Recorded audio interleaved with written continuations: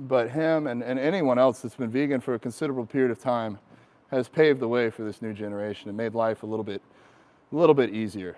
I couldn't imagine being vegan in the 80s. I've talked to some people that have been vegan in the 80s or in the 70s.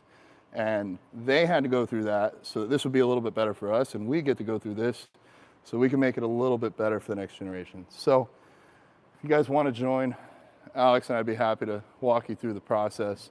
Really just looking to connect with other like-hearted people, create a safe place, help train the next generation so that one day I can die knowing that I did all I did in this life to make it a little bit better for the animals.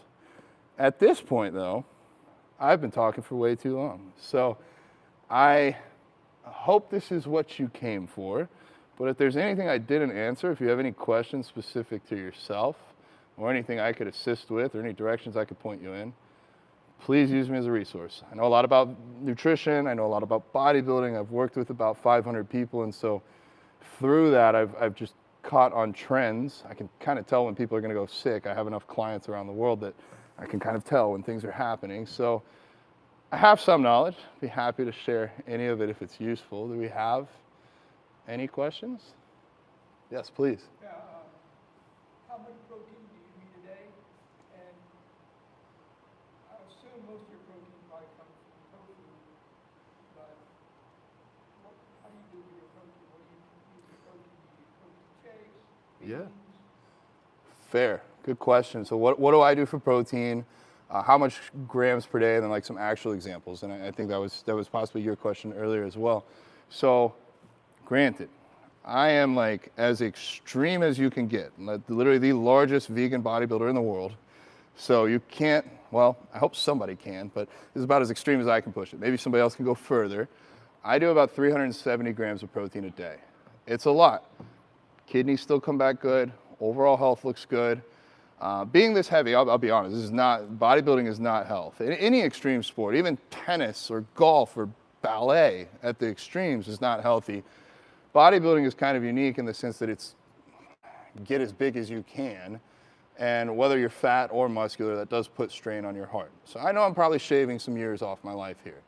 However, I think that I'm a walking vegan billboard, like quite literally, so I'm willing to trade a few years off my life if that starts hundreds, if not thousands of more seeds planted in the same way that seeds were planted for me when I was younger. To get further into your question though, I've found tofu is good. I don't eat as much tofu now. I think I kind of got tofu'd out, eating tofu multiple times a day for like 15 years. I'm also lazy, so that can be taken into account, at least with food. So I do like seitan. I'll make my own seitan at home. That's usually easy to meal prep in a batch. I am sponsored by a company called Say Grace. It's similar to soy curls, if you've had soy curls before, but they pull a little bit more of the fat out. So it makes it great for bodybuilders, but also great for anybody. It's just a lower fat option that's still very high in protein.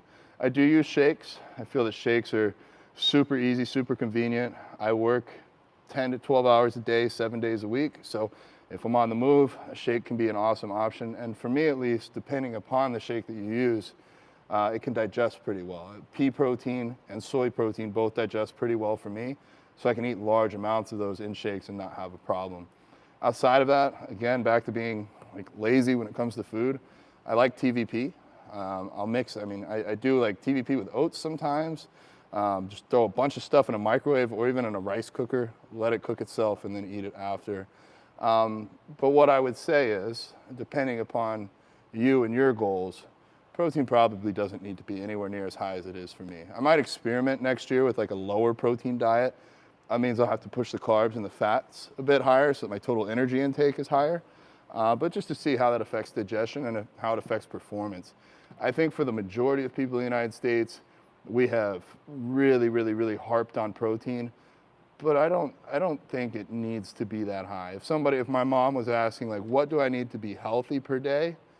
I'd say 40 to 50 grams of protein. And if you eat whole foods unprocessed for like 80% of your food, you'll hit that anyways, even without eating things like tofu, like potatoes, oats, lentils, beans, nuts, seeds, vegetables, and even fruits have protein in them already, and so we don't have to eat so much. And in fact,